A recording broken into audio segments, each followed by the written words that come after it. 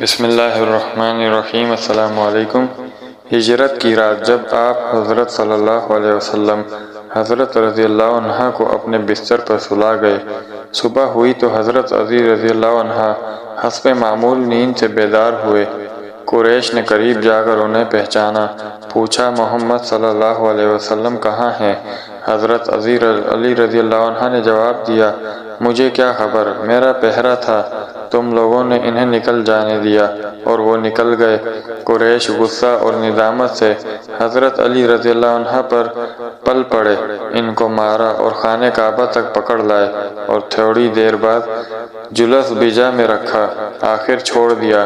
اب وہ ابو بکر صدیق رضی اللہ عنہ کے گھر آئے، دروازہ کھٹکھٹایا، اسماء رضی اللہ عنہ بنت ابو بکر رضی اللہ عنہ باہر نکلیں۔ ابو جہل لعین نے پوچھا، لڑکی تیرا باپ کہاں ہے؟ وہ بولی، بخدا مجھے معلوم نہیں، بد زبان و درشت خواہ۔ ابو جہل لعین نے ایسا تماچا مارا کہ اسماء رضی اللہ عنہ کے کان کی بالی نیچے گر گئی۔ نصرانی غلام ادعاس کے اسلام لانے کا ایمان افروز واقعہ نمبر 9۔ ابو طالب اور سید خدیجہ رضی اللہ عنہ دونوں کی وفات کے بعد آن حضرت صلی اللہ علیہ وسلم تبلیغ کی غرض سے طائف تشریف لائے۔ طائف بارونق شہر ہے اور موسم کے لحاظ سے عرب کا شملہ سمجھا جاتا ہے۔ مکہ معظمہ سے مغرب کی طرف چند میل پر واقع ہے۔ یہاں آن حضرت صلی اللہ علیہ وسلم کو ایسے لوگوں سے سابقہ پڑا جو ظلم و سرکشی میں مکہ والوں سے بڑے تھے۔ طائف کے بڑے بڑے چودھریوں نے شر کے اچکوں کو ہچکا دیا، جنہوں نے آن حضرت صلی اللہ علیہ وسلم پر پتھراؤ کر کے لہو لہان کر دیا، اور آن حضرت صلی اللہ علیہ وسلم گھبرا کر انگور کی بیلوں کے سائے میں بیٹھ گئے۔ قریش مکہ بڑے چودھری ربیعہ کی زمینداری طائف میں تھی۔ ربیعہ کے دونوں بیٹے شیبہ اور عتبہ یہاں آئے ہوئے تھے۔ رسول اللہ صلی اللہ علیہ وسلم کو اس حال میں دیکھ کر انہیں ترس آ گیا اور اپنے عیسائی غلام عداس کے اس کے ذریعے پلیٹ میں انگور کے خوشے رکھ دیے۔ آن حضرت صلی اللہ علیہ وسلم نے بسم اللہ پڑھ کر تناول فرمانا شروع کر دیا۔ بسم اللہ پر عذاب عداس کے تعجب کی کوئی حد نہ رہی۔ عرض کیا، اے صاحب، اس بستی کے رہنے والے تو یہ کلمہ نہیں پڑھتے، خدارا مجھے بھی اس کی حقیقت بتا دیجئے۔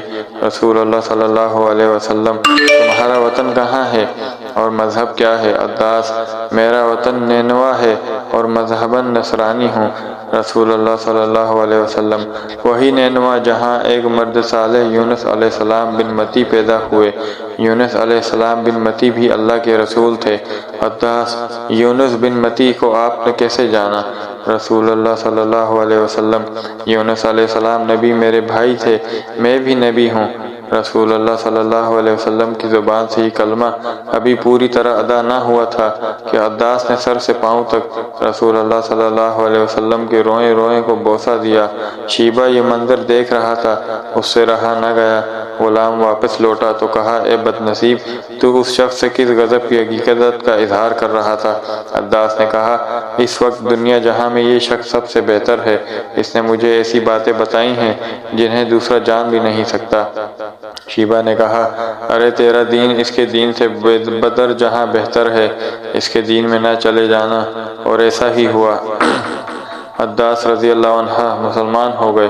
جب شیبہ اور عتبہ جنگ بدر کے لیے نکلے تو عداس مکہ سے باہر شنیتا البیہا نام کے ٹیلے پر بیٹھے ہوئے تھے۔ شیبہ اور عتبہ ادھر سے گزرے تو حضرت عداس رضی اللہ عنہ نے روک کر کہا، وہ شخص واقعی رسول ہے، آپ کا آگے قدم اٹھانا خود کو مقتل میں لے جانا ہے۔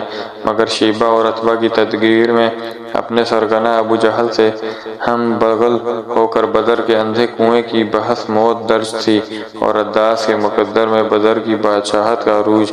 اور ایسا ہی ہوا۔ حضرت حباب رضی اللہ عنہ بن ارت کا ایمان لانا۔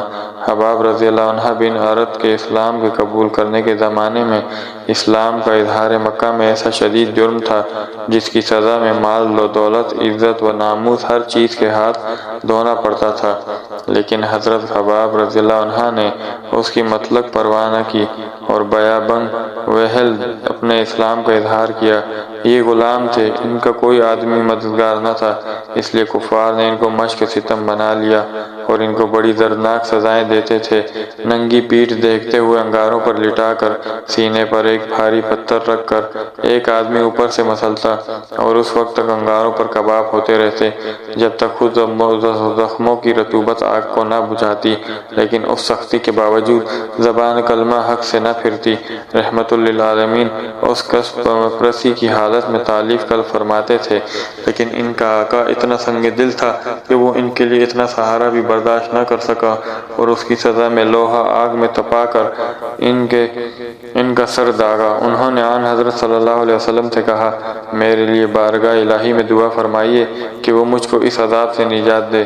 آپ صلی اللہ علیہ وسلم نے دعا فرمائی کہ اے اللہ حباب رضی اللہ عنہ کی مدد کر۔ بارگاہ الہی میں دعا قبول ہوئی تو حضرت حباب رضی اللہ عنہ کو اپنے سنگ دل آقا سے نجات ملی۔ آپ رضی اللہ عنہ نے مدتوں کے بعد حضرت عمر فاروق رضی اللہ عنہ کو اپنی پیٹھ کھول کر دکھائی تو تپائے ہوئے سونے کی طرح سنگ دل قریش کے ظلم ستم کا یہ سکہ آپ رضی اللہ عنہ کی پیٹھ پر چمک رہا تھا۔ حضرت عبداللہ بن سلام رضی اللہ عنہ کے اسلام لانے کا واقعہ۔ عبداللہ بن سلام رضی اللہ عنہ یہود کے جلیل القدر عالم اور حضرت یوسف علیہ السلام کی اولاد سے تھے۔ ان کا اصل نام حسین تھا اور وہ یہود نبی کا نکاح سے تعلق رکھتے تھے۔ ایک دن انہوں نے رسول اللہ صلی اللہ علیہ وسلم کے یہ کلمات سنے۔ ترجمہ: اپنے بیگانے کو سلام کرو، بھوکوں محتاجوں کو کھانا کھلایا کرو اور خونی رشتوں کو جوڑے رکھو، قطع رحمی نہ کرو اور رات کو نماز پڑھو جب لوگ سو رہے ہوں۔ یہ ہدایت آموز کلمات سن کر حضرت عبداللہ بن سلام رضی اللہ عنہ کا دل نور ایمان سے جگمگا اٹھا۔ انہیں یقین ہو گیا کہ یہ وہی نبی آخر الزماں صلی اللہ علیہ وسلم ہے جن کی بعثت کی پیشن گوئی صحائف قدیمہ میں درج ہیں۔ دوسرے دن رسول اکرم صلی اللہ علیہ وسلم کی خدمت میں حاضر ہوئے اور آپ سے چند پیچیدہ مسائل دریافت کیے۔ حضور صلی اللہ علیہ وسلم نے ان کا اطمینان بخش جواب دیا تو عرض کی، یا رسول اللہ، میں شہادت دیتا ہوں کہ آپ اللہ کے سچے رسول ہیں۔ حضور صلی اللہ علیہ وسلم نے ان کے قبول اسلام پر مسرت کا اظہار فرمایا اور ان کا اسلامی نام عبداللہ رکھا۔ حضرت عبداللہ نے عرض کی، یا رسول اللہ، میری قوم بڑی بدطینت ہے۔ انہوں نے یہ سن لیا کہ ہلکا بگوش اسلام ہو گیا ہوں تو مجھ پر طرح طرح کے بہتان باندھیں گے، اس لیے میرے اسلام کی خبر کے اظہار سے پہلے ان سے دریافت کر لیں کہ ان کی میرے متعلق کیا رائے ہے۔ حضور صلی اللہ علیہ وسلم نے یہود کے اکابر کو بلا بھیجا۔ جب وہ آئے تو حضور صلی اللہ علیہ وسلم نے فرمایا، تم توریت میں نبی آخر الزماں کی نشانیاں پڑھتے ہو اور جانتے ہو کہ میں خدا کا رسول ہوں۔ میں تمہارے سامنے دین حق پیش کرتا ہوں، اسے قبول کر کے فلاح دارین حاصل کرو۔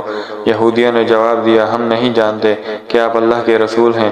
سرور عالم نے فرمایا، حسین بن سلام تمہاری قوم میں کیسے ہیں؟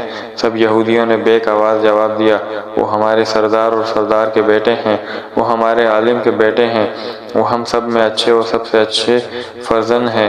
حضور صلی اللہ علیہ وسلم نے فرمایا، اگر وہ اسلام کر لیں تو کیا تم بھی مسلمان ہو جاؤ گے؟ یہودی ناک منہ چڑھا کر بولے، اللہ انہیں آپ کی ہلکا بگوشی سے محفوظ رکھے، ایسا ہونا ناممکن ہے۔ اب حضور صلی اللہ علیہ وسلم نے حضرت عبداللہ بن سلام کو سامنے آنے کا حکم دیا۔ وہ کلمہ شہادت پڑھتے ہوئے باہر نکلے اور یہودیوں سے مخاطب ہو کر فرمایا، اے عیان قوم، اللہ واحد سے ڈرو اور محمد صلی اللہ علیہ وسلم پر ایمان لاؤ، بلا شبہ وہ اللہ کے سچے رسول ہیں۔